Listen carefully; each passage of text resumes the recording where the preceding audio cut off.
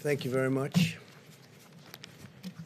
Before I provide an update on our continued progress against the China virus, I'd like to discuss our latest actions against the Iranian regime. Today, I'm directing the Secretary of State, Mike Pompeo, to notify the UN Security Council that the United States intends to restore virtually all of the previously suspended United Nations sanctions on Iran. It's a snapback, not uncommon,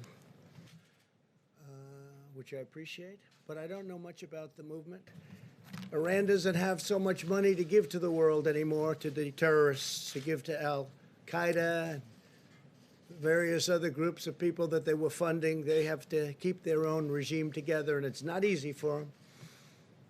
And if and when I win the election, within the first month, Iran will come to us, and they are going to be asking for a deal so quickly because they are doing very poorly.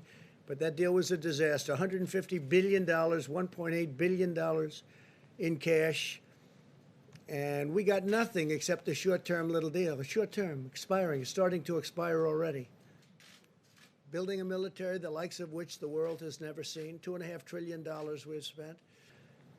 And all of a sudden, you're going to have peace in the Middle East. And you couldn't have done it with this ridiculous Iran nuclear deal, as they call it, that President Obama made, along with Sleepy Joe Biden. I imposed the toughest ever sanctions on Iran. And this has caused great difficulty for them, giving money to terrorist organizations. And if they do, they'll have hell to pay. I can guarantee you I poll very well with all of those great workers in Goodyear. My administration will not allow this Iran nuclear situation to go on. They will never have a nuclear weapon.